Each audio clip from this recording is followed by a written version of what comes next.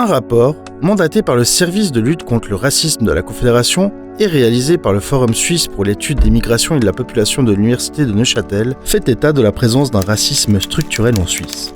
Ce terme est apparu pour la première fois en 1967 dans un livre écrit par Kwame Touré et Charles V. Hamilton. Depuis quelques années, on entend beaucoup parler de ce terme ou de racisme systémique. Qu'est-ce que cela veut dire ?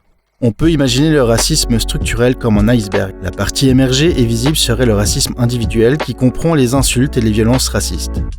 La partie immergée de l'iceberg comprendrait tous les préjudices infligés, souvent de manière inconsciente, par une société qui a des fondements racialistes envers sa population racisée. Et la Suisse a des fondements racialistes. Bien qu'elle n'ait pas eu à proprement parler de colonie, elle a participé activement à la colonisation et au commerce d'esclaves. La Suisse était donc bien marquée par les théories raciales. De plus, des intellectuels suisses comme Louis Agassiz ont participé à la propagation de ces mêmes théories. Concrètement, selon le rapport, en Suisse, cela se manifeste de la manière suivante. Les personnes racisées ont plus de difficultés à trouver un travail ou un logement. Selon une étude, les Kosovars, les Turcs et les personnes racisées doivent envoyer un tiers de candidatures en plus pour obtenir un entretien.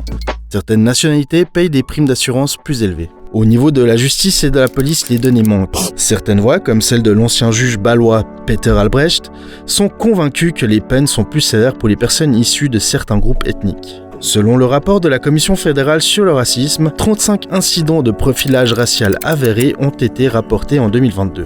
Dans ce même rapport, on dénombre 708 incidents avérés en tout, dont 241 dans le secteur public et 161 sur des personnes ayant la nationalité suisse. Il existe peu de données factuelles sur le racisme et les discriminations systémiques en Suisse. Le phénomène est difficilement compréhensible pour les personnes non concernées car elles n'y sont pas confrontées. Et c'est là que réside une partie du problème.